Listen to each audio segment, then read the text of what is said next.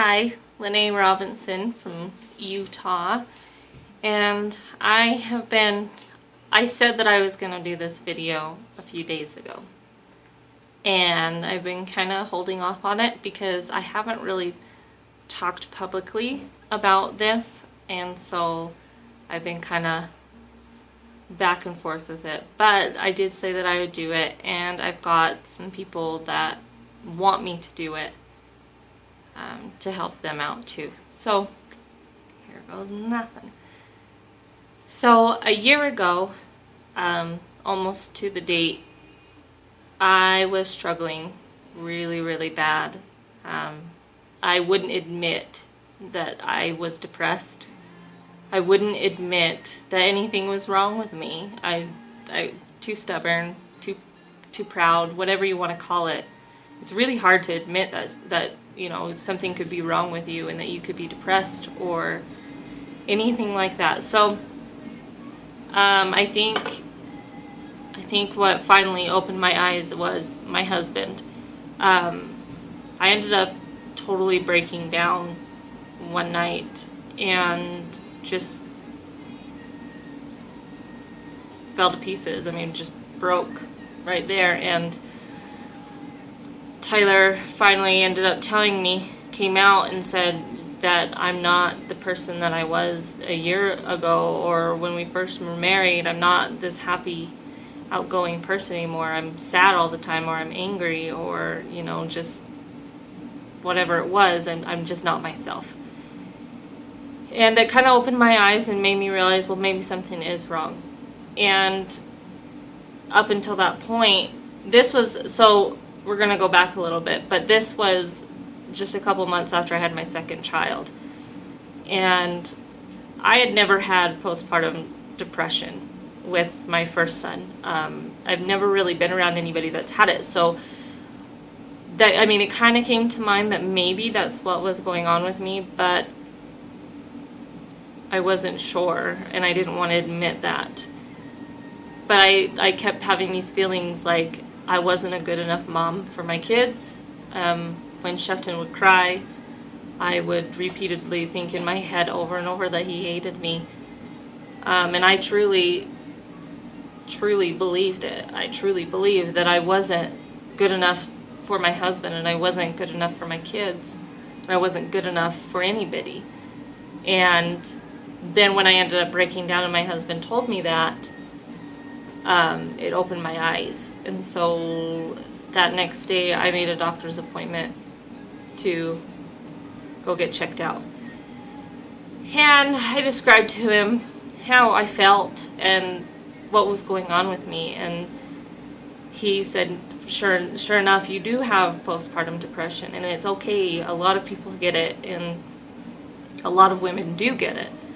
But it's not out in the open as much because women are a lot like me and don't want to tell people and don't want it to be known that they're having a hard time, because us as moms especially, we want to be tough, you know, we want to be strong for our kids, we want to set a good example. And so when we are weak, when we feel weak in our soul, in our mind, in our hearts, we feel just completely weak. When we have this, it's really hard to come to terms with it. And I had a really hard time. It took me months before I ever finally came to terms with it.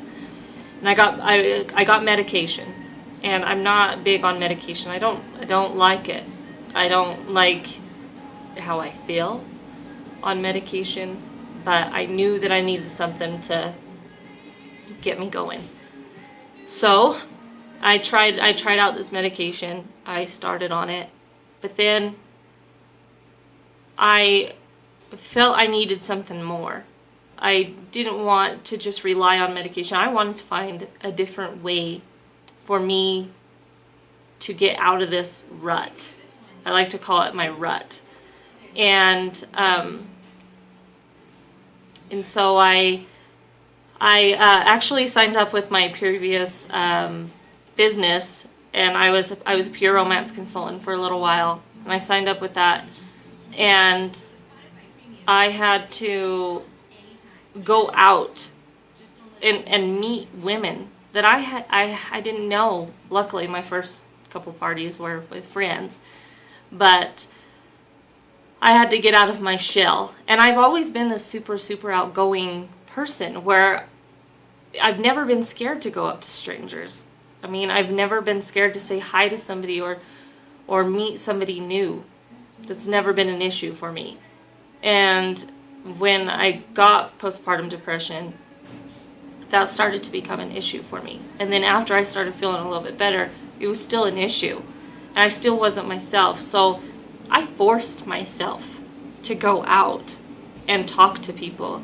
I forced myself to get out of my comfort zone because that was the only way that I felt like I was gonna survive this and beat this.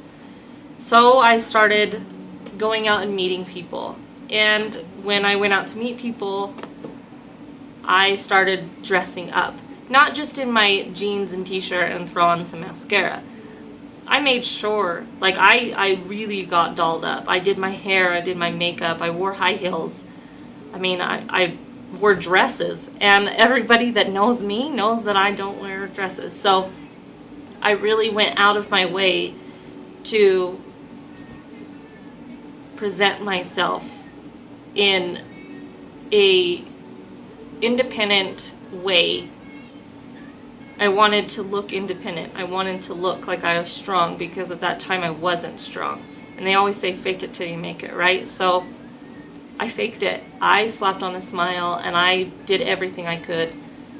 And I slowly started coming out of it. And I still fight with it. I mean, I overcame postpartum depression. It took a few months to do that, and a lot of strangers to do that. But I overcame that, and then I had another thing that came to the surface, and it was anxiety.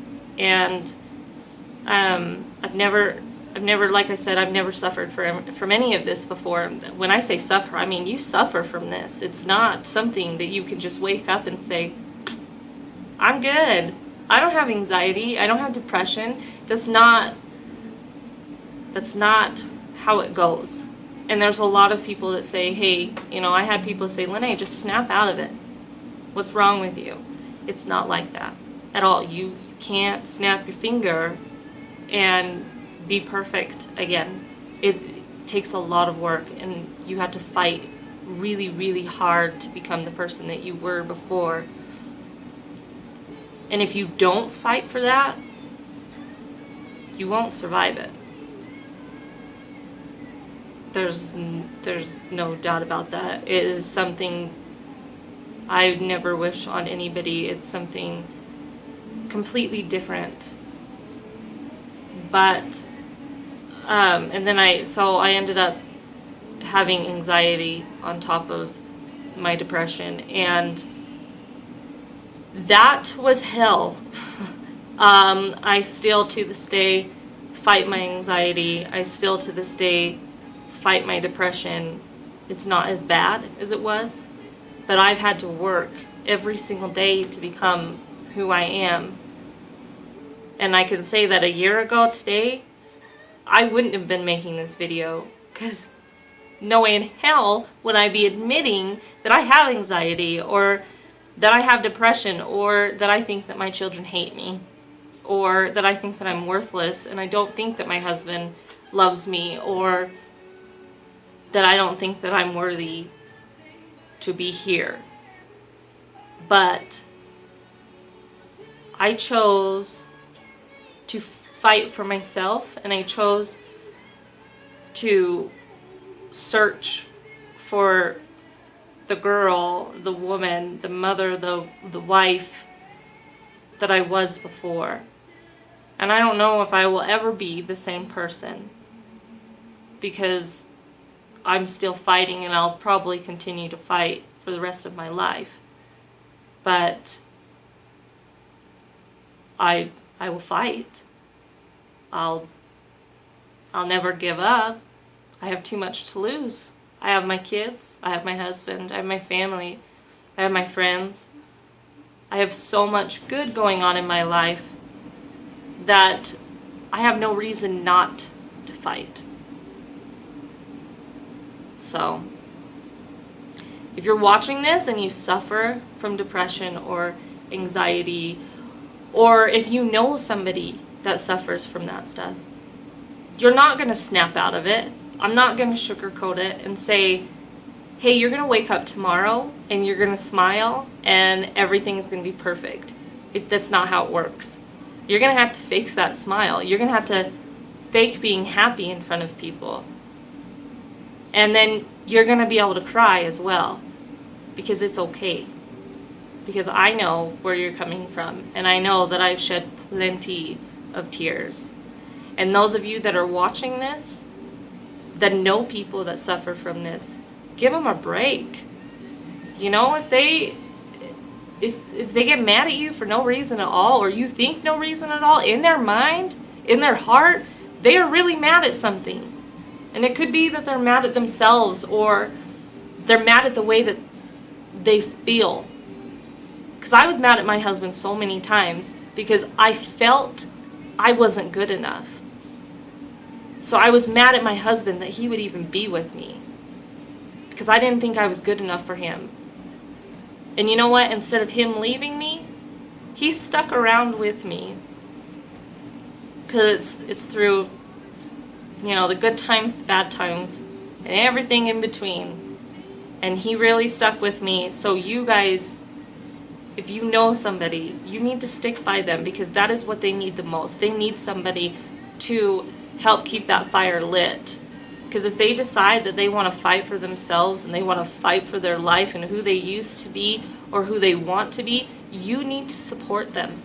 And it may be hard. It's not going to be easy. That's okay. Because life isn't easy. And when you suffer from anxiety or depression or anything, from pain or anything, it's going to be hard. And it's okay to admit it. And it's okay to come out and to talk about it. Don't be stubborn like I was. Talk about it. It'll help. You can talk to me about it. I definitely know where you're coming from.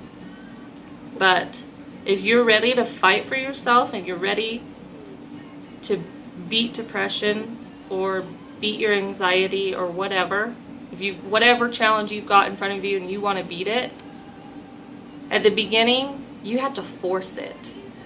You're going to have to force that smile. You're going to have to force that laugh.